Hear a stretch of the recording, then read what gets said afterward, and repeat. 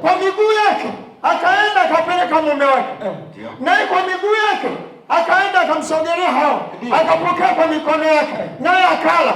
Alipokula hawatumii tena akili, wakaanza kujificha, wakaanza kushona majani.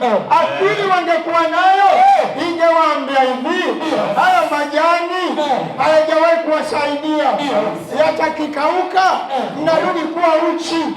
Kama wana akili wangeniomba rehema. Mungu, tumekosea, maana Mungu ni wa rehema na yeye ni wa rehema, ndio maana tuangamii. Ndio maana neno likasema tukisogelee kitu cha rehema, ili rehema itupe rehema, ile rehema inue rehema, na hiyo rehema itupe mahitaji tuliyonayo. Akili haipo, eti wanajificha Mungu asiwaone. Wangelikuwa na akili wangegundua Mungu hawezi kujificha naye, wangelijua Mungu hawezi kumficha, maana hewa wanayopumua ni ya kwake, imetoka kwenye mdomo wake. Maana yake hakuna siri mbele za Mungu, wasingejificha. Kwa kuwa hawana akili wakajificha eti asiwaone. Umegundua? Cha kwanza, lazima uwe mtawala, lazima utumie akili, lazima utumie akili.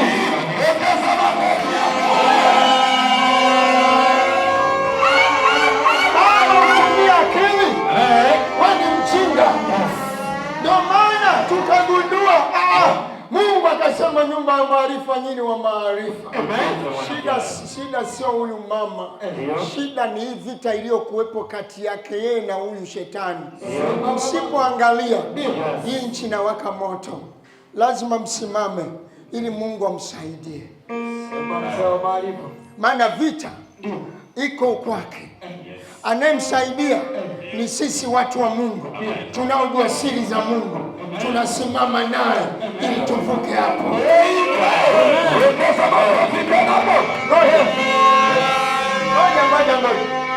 Nataka niwape siri.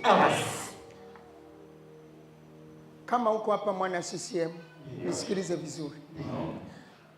Kwa utaratibu wa CCM, Samia kupaswa kuingia madarakani. Mnagundua aliingiaje?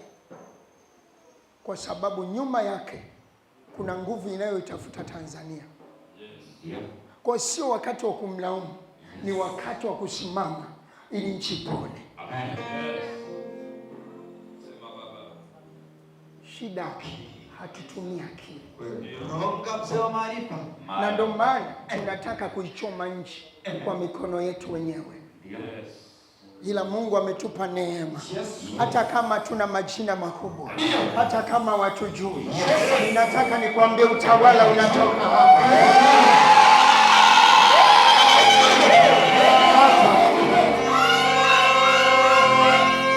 Wewe endelea kujifanya, lakini mimi ninajua Tanzania iko salama kupitia hapa.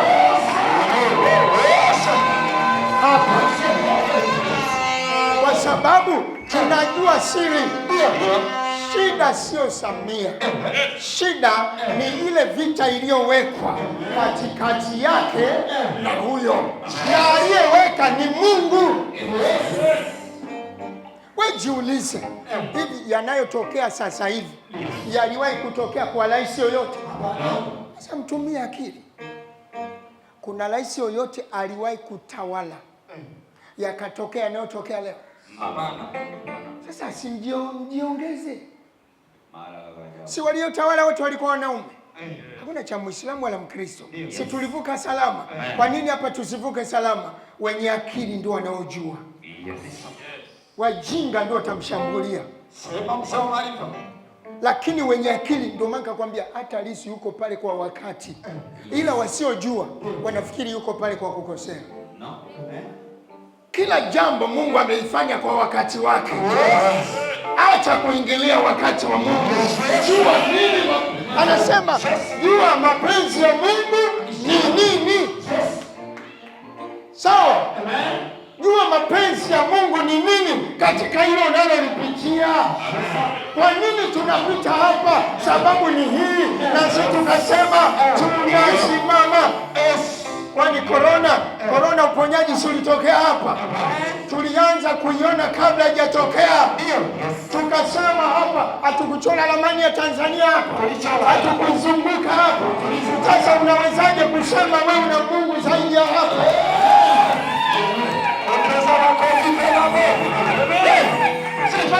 Ndio maana kwambiaje, cha kwanza hapa ndiyo kwa kwanza.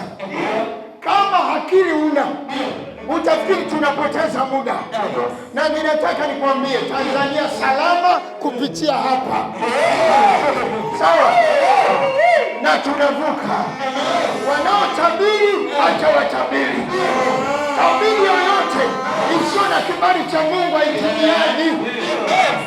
Tabiri yoyote isiyo na Mungu haitimiani. Wewe tabiri, Tanzania yetu iko salama. Haleluya. Nabii niwaambie, yani iko hivi. Kama Lissu Mungu amekusudia awe rais, haumzuii kwa chochote. Wewe unahangaika, wakati ndio utaamua. Yani ni kwamba hata ufanyeje, kama Mungu alipanga Samia awe rais, huwezi kuzuia. Kama Mungu alipanga Josefu awe rais, huwezi kuzuia. Yani wakati ndio unamwaga mambo, hakuna kingine. Sawa? Tuko hapa kwa sababu ni wakati uliokubalika. Nimekuhakikishia hii hapa. Nakwambiaje, ulimwengu unaenda kujua nyumba ya maarifa, kwa sababu hatubahatishi, tunajielewa na tunaelewa. Hatuna haja ya haraka. Hiyo ndege tutapanda kama bajaji, hatuna shida. Magorofa tutachagua ya kulala. Ani jape tuwejipe moyo,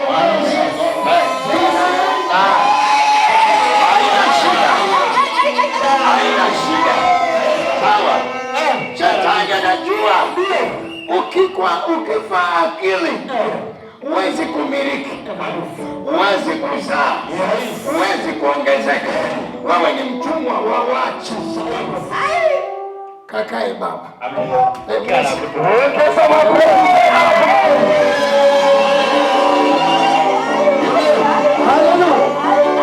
Sasa ukisha tumia akili, kinachofuatia ni utiisho.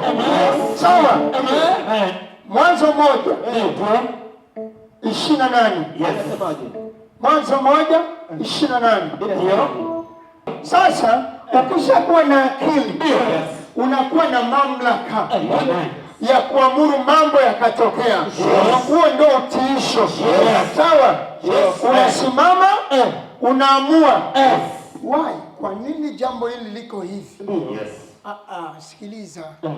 Kwenye udongo ukienda kama futi 3000, kuna kitu chini kinaitwa gesi. Ile gesi ukiitoa huku, nitakupa formula ya kuifanya. Hiyo gesi itakufanya kuwa trilionea. Hiyo nguvu inatokana na akili na utiisho. Ule utiisho unaenda kumiliki, ndio manake. Sawa? Ndio maana leo kuna watu wanafuga simba, wanafuga mamba, wanafuga nyoka. Ile ni utiisho. Sawa? Lakini akili inayofanya kazi. Ukiwa na utiisho, unakwambia, unajua chini ya bahari kuna mafuta, kuna gesi. Ukifanikiwa kuchimba, sasa hicho chombo nakipataje? Nenda kwenye ardhi, kuna udongo ni chuma. Ule chuma utauchukua, utaweka kwenye moto, utayeyuka. Mchanga utajitenga, chuma kitajitenga. Alafu kwenye ile chuma ukiyeyusha, kuna vitu vinatoka vinaitwa waya. Hivyo vyote vinatoka ndani ya akili yenye utiisho.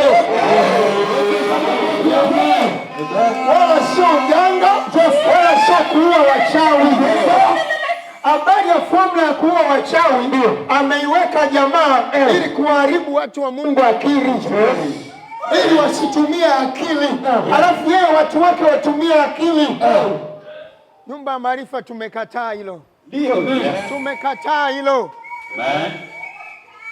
Nyumba ya Maarifa tumekataa hilo. Haleluya. Ndio maana hapa hakuna toka. Hapa kuna tumia akili. Na tukisema ondoka hakuna kelele, anatuachia mtu wetu. Amina. Sikiliza. Anajua ukishatiisha umekamata nini energy. Nishati yako itaungana na universal. Nishati ya dunia inatengeneza mawasiliano. Maana nguvu za ulimwengu zimewekwa ili kukutumikia wewe. Zile nguvu zipo kwa ajili yako.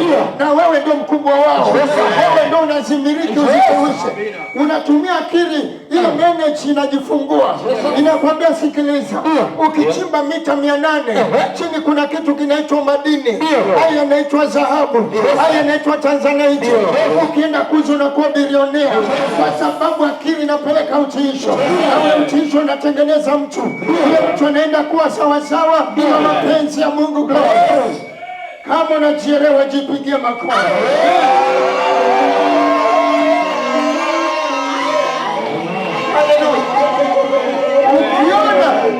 Ukiona mtu mbea huyo ajielewi, achana naye. Huyo sio rafiki. Apatana na rafiki ambaye ataitengeneza akili yako, ataifanya akili yako iende juu. Huyo ndio rafiki. Haleluya. Kama unajielewa jipigie makofi.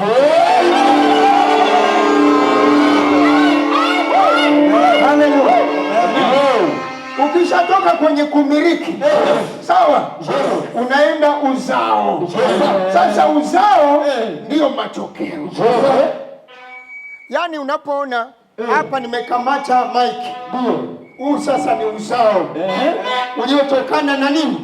Akili na utiisho. Kwa hiyo anaposema zaeni mkaongezeke, usifikiri yani wewe uzae usiku na mchana. Hiyo ni akili ya wajinga. Anaposema uzae, maana wewe ni yani uongezeke. Sawa?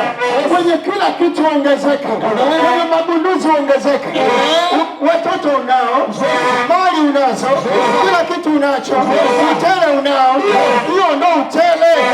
Ukiwa na utele, una raha.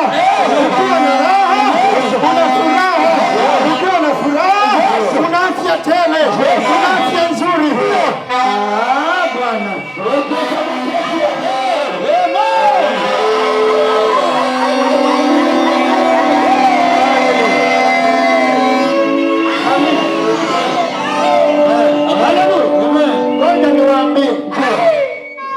Wewe usipokuwa na akili, ile nishati haifanyi kazi.